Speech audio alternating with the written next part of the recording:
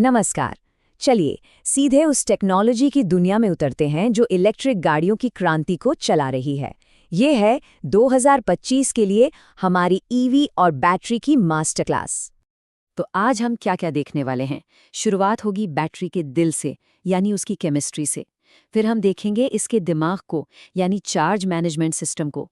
उसके बाद समझेंगे कि कार और चार्जर आपस में बात कैसे करते हैं। फिर देखेंगे प्रोफेशनल बिल्ड और डीआईवाई अप्रोच में क्या फ़र्क है।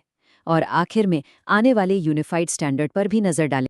कभी सोचा है कि एक इलेक्ट्रिक गाड़ी आखिर चलती कैसे है? मतलब बिल्कुल शुरू से, उसकी बैटरी के अंदर के छोटे से एटम से लेकर दीवार में लगे प्लग तक। आइए इस पूरे सफ़र को स्टेप बाय स्टेप समझते हैं। तो सबसे पहले बात करते हैं बैटरी के दिल की, उसकी नई केमिस्ट्री, क्योंकि सारी पावर यहीं से तो आती है। चलिए इसके कोर को समझते हैं। ईवी बैटरी की दुनिया में अभी दो बड़ी खिलाड़ी हैं। एक तरफ है स्थापित चैंपियन लिथियम आयन। इसमें भी एलएफपी यानी लिथियम आयरन फॉस्फेट और एनएमसी यानी निकल मैंगनीज कोबाल्ट दो विकल्प हैं। खासतौर से भारत जैसे गर्म देशों में एलएफपी को ज्यादा पसंद किया जाता है, क्योंकि ये ज्यादा तापमान झेल सकती है और आग पकड़ने का जोखिम कम होता है। अब दूसरी तरफ है एक नया चैलेंजर सोडियम आयन। देखिए, सोडियम के आयन लिथियम से बड़े और भारी होते हैं, तो एनर्जी डेंसिटी थोड़ी कम है। लेकिन असली खेल है लागत का।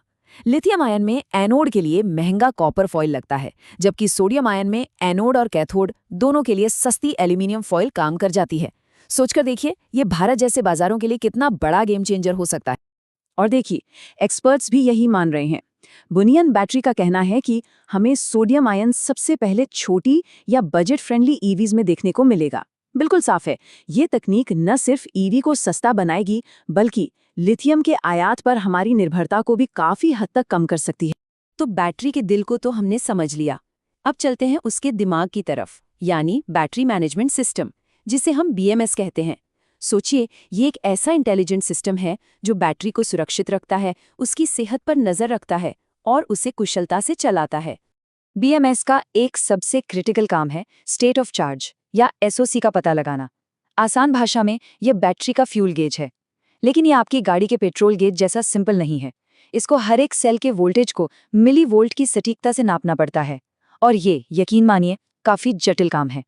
तो सवाल ये है कि इस फ्यूल गेज को इतना सटीक कैसे बनाएं? देखिए, दो लोकप्रिय तरीके हैं। एक है कूलम काउंटिंग, जिसमें बैटरी के अंदर और बाहर जाने वाले हर चार्ज को गिना जाता है। सिंपल है, पर समय के साथ इसमें गलतियां आ जाती हैं। दूसरा तरीका है ओपन सर्किट वोल्टेज। ये काफी सटीक है, लेकिन इसके लिए गाड़ी का घंटों तक बंद रहना जरूरी है। अब ड्राइविंग करते वक्त तो ये मुमकिन नहीं है ना। तो फिर समाधान क्या है? समाधान है एडवांस एल्गोरिदम। ये स्मार्ट सिस्टम दोनों तरीकों को मिलाते हैं ताकि हमें सबसे अच्छी सटीकता मिले। और ये सिर्फ चार्ज ही नहीं, बल्कि बैटरी की सेहत यानी स्टेट ऑफ हेल्थ का भी ध्यान रखते हैं। ये लगातार बैटरी के आंतरिक प्रतिरोध को ट्रैक करते हैं, जिससे पता चलता है कि बैटरी कितनी पुरानी हो रही है। एक्सटेंडेड कॉलमैन फिल्टर या ईकेएफ इसका एक बेहतरीन उदाहरण है। इसको 3 सिंपल स्टेप्स में सोचिए। पहला स्टेप, प्रिडिक्ट। यह पिछले डेटा के आधार पर बैटरी के स्टेट का अंदाजा लगाता है। दूसरा स्टेप, मेजर। फिर यह असल वोल्टेज और करंट को नापता है।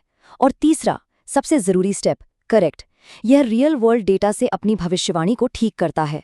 और यह प्रक्रिया प्रिडिक्ट, मेजर, करेक्ट लगातार चलती रहती है, जिससे हमें हमेशा एक सुपर एक्यूरेट रीडिंग मिलती है। चलिए अब बैटरी से बाहर निकलते हैं और उस कनेक्शन पर फोकस करते हैं जो कार को चार्जर से जोड़ता है। ये एक तरह का डिजिटल हैंडशेक है कार और चार्जर के बीच में।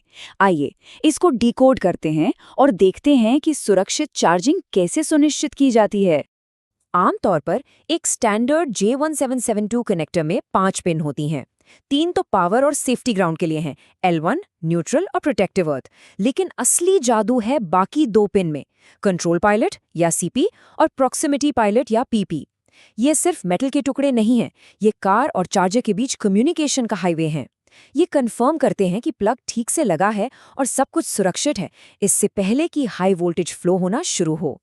तो ये कम्युनिकेशन होता कैसे है? चार्जर कंट्रोल पायलट पिन पर एक विशेष सिग्नल भेजता है, जिसे हम पल्स विद मॉड्यूलेशन या PWM कहते हैं। इसको ऐसे समझिए जैसे एक लाइट स्विच है जो बहुत तेजी से ऑन ऑफ हो रहा है। इस सिग्नल की ड्यूटी साइकिल यानी ऑन रहने का समय ये तय करता है कि कार चार्जर से कितना करंट ले सकती है। जैसा टेबल में दिख रहा है, 16% ड्यूटी साइकिल का मतलब है 9.6 एम्प्स। ड्यूटी साइकिल बढ़कर 50% हुआ तो करंट 30 एम्प्स तक जा सकता है और 90% पर फास्ट चार्ज का विकल्प मिलता है। स्मार्ट है ना? अच्छा, अब थोड़ी व्यावहारिक बात करते हैं। घर पर चार्जर लगवाना हो तो क्या विकल्प है? मोटे तौर पर दो रास्ते हैं, एक प्रोफेशनल से इंस्टॉलेशन करवाना या फिर DIY यानी डू इट योरसेल्फ। जब आप एक प्रोफेशनल इंस्टॉलेशन करवाते हैं तो ये एक पूरा प्रोसेस होता है। इसमें सरकार से परमिट लेना, नेशनल इलेक्ट्रिकल कोड का पालन करना, प्रॉपर अर्थिंग, ट्रेंचिंग सब कुछ शामिल होता है। फोकस पूरी तरह से सुरक्षा, कोड अनुपालन और भविष्य की ज़रूरतों पर होता है। मतलब एक बार लगवाया और सालों तक चिंता मुक्त। अब दूसरी तरफ है DIY अप्रोच। यहाँ सबसे बड़ा आकर्षण है लागत। देखिए, एक full featured open source DIY charging station के पार्ट्स की कुल लागत 442 यूरो से भी कम आ सकती है। जो लोग चीज़ों को खुद बनाना पसंद करते हैं, उनके लिए ये एक बहुत ही आकर्षक विकल्प है। लेकिन DIY का मतलब सिर्फ पार्ट्स जोड़ना नहीं है। ये उदाहरण इसकी आत्मा को अच्छे से दर्शाता है। मैंने खुद को इतना शिक्षित कर लिया है कि मैंने एक अपेक्षाकृत सुरक्षित सिस्टम बनाया है। यहाँ शिक्षित शब्द बहुत ज़रूरी है। इसका मतलब है सशक्तिकरण, लेकिन इसके साथ आती है सुरक्षा और अनुसंधान की व्यक्तिगत जिम्मेदारी। सिर्फ चार्जर बनाना काफ़ी नहीं, उसे मानकों के अनुरूप बनाना ज़रूरी है। भारतीय मानकों जैसे कि AIS 138 को समझना, DC लीकेज से बचने के लिए टाइप B RCD जैसा सही सुरक्षा उपकरण लगाना, ये सब बहुत ज़रूरी है। और अब आखिर में आइए भविष्य पर एक नज़र डालें, जहां एक बहुत बड़ा बदलाव हो रहा है। पूरी इंडस्ट्री एक सिंगल यूनिफाइड चार्जिंग प्लग की तरफ जा रही है। इस कहानी की शुरुआत हुई 2022 में, जब टेस्ला ने अपने NACS कनेक्टर डिज़ाइन को सबके लिए ओपन कर दिया।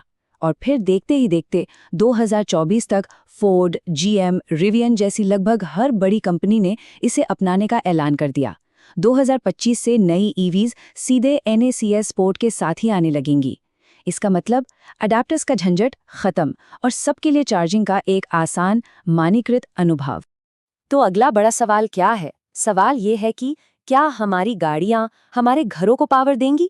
व्हीकल टू ग्रिड या V2G टेक्नोलॉजी के साथ ये कल्पना अब सच्चाई के काफी करीब आ रही है। ये एक ऐसा विचार है जो हमें याद दिलाता है कि EV टेक्नोलॉजी की संभावनाएं अनंत है। इस विश्लेषण में हमारे साथ जुड़ने के लिए आपका बहुत बहुत धन्यवाद।